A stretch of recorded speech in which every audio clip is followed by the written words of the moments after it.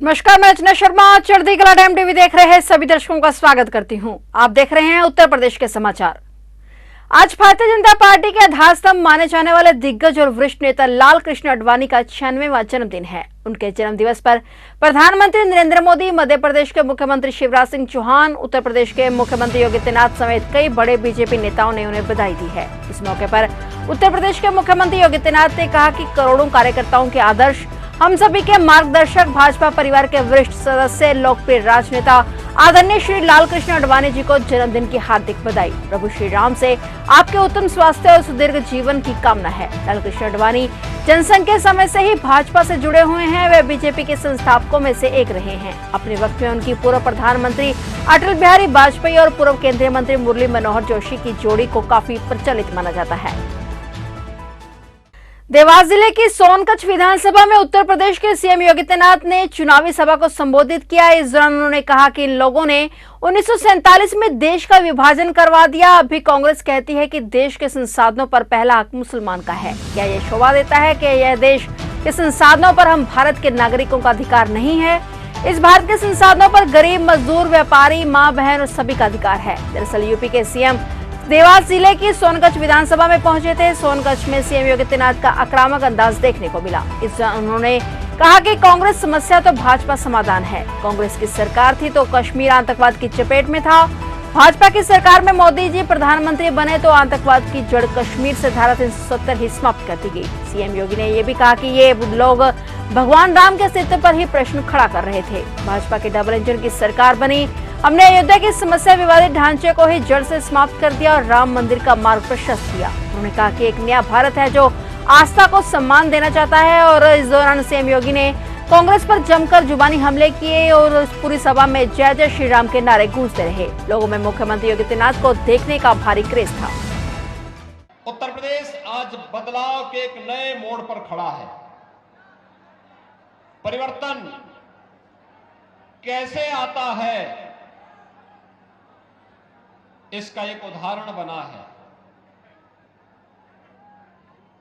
भारत ने पिछले 9-9.5 वर्ष के अंदर प्रधानमंत्री मोदी जी के नेतृत्व में दुनिया में जो पहचान बनाई है वो हम सबके सामने है। भाइयों बहनों, दुनिया में भारत का जो सम्मान बढ़ा है, यह सम्मान भारत के 140 करोड़ की आबादी का बढ़ा है। 2014 के पहले भारत का नागरिक दुनिया में कहीं जाता था, सम्मान नहीं पाता था। 2014 के बाद हर भारतवासी को दुनिया में सम्मान मिल रहा है। भारत के बारे में लोगों की धारणा बदली है, दुनिया की धारणा बदली है और दुनिया के हर संकट में समाधान लोग भारत की ओर और प्रधानमंत्री मोदी जी की ओर आशा भरी निगाहों के साथ देखते हैं। ये जो मजबूती भारत की आई है, ये केवल दुनिया में जाकर के मजबूती होने से नहीं हुआ है। जब भारत स्वयं मजबूत हुआ है, तब दुनिया भारत की इस मजबूती को आंखों से देख रही है और महसूस कर रही है। मुख्यमंत्री योगी आदित्यनाथ शुजालपुर विधानसभा में शराब और लव जिहाद के मुद्दे पर खूब गरजे। उन्होंने शुजालपुर में कहा कि आपको तय करना है कि शिक्षा संस्कार चाहिए या फिर शराब और उससे बर्बादी। सीएम योगी जब मंच से शराब माफिया की और लव जिहाद को लेकर बोले तो सभा में मौजूद जन समुदाय ने उत्साहित होकर सीएम योगी का अभिवादन किया। इस दौरान उन्होंने सीधे तौर पर कांग्रेस के प्रत्याशी को घेरते हुए कहा कि कांग्रेस प्रत्याशी को तो लव जिहाद से ही फुर्सत नहीं थी, उनका जिहादियों को ही प्रश्न था। वह बोले कि लव जिहाद के मामले बढ़ते जा रहे हैं किंतु कांग्रेस इन मुद्दों पर नहीं बोलती। सीएम योगी बोले कि दीपावली पर इन सब बुराइयों को त्यागने का मौका होता है, इसलिए सब बुराइयों को त्याग दें। 11 नवंबर को अयोध्या का दीपोत्सव है।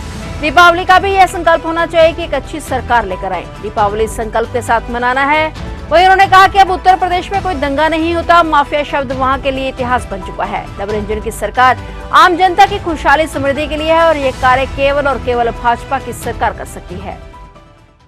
कांग्रेस अगर समस्या का समाधान चाहती, 1947 में देश की आजादी के बाद, 1952 में पहले चुनाव के बाद, वह कभी भी हर घर में शौचालय बनाने का कार्यक्रम कर सकती थी, हर गरीब को घर दे सकती थी, हर गांव तक बिजली पहुंचा सकती थी, हर परिवार को रसोई गैस के उज्ज्वला योजना के कनेक्शन दे सकती थी, भूख से मर रहे लोगों के लिए अन्न की व्यवस्था कर सकती थी, बीमारी से तड़पते हुए लोगों के लिए भी स्वास्थ्य बीमा का कवर दे सकती थी।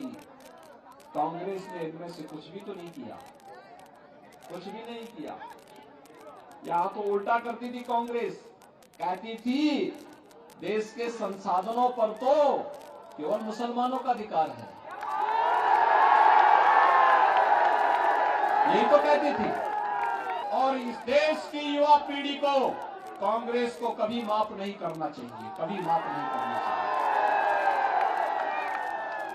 राजनीति जिनके लिए पेशा हो जाए, राजनीति जिसको जो लोग अपनी बपौती बना ले, राजनीति छल छद्म और धोखा देने का देश के साथ, समाज के साथ, युवा पीढ़ी के भविष्य के साथ खिलवाड़ करने का जो लोग कुछित प्रयास करते हैं, उन्हें राजनीति के इतिहास में सदैव के लिए समाप्त कर देना चाहिए, दफन कर देना चाहिए।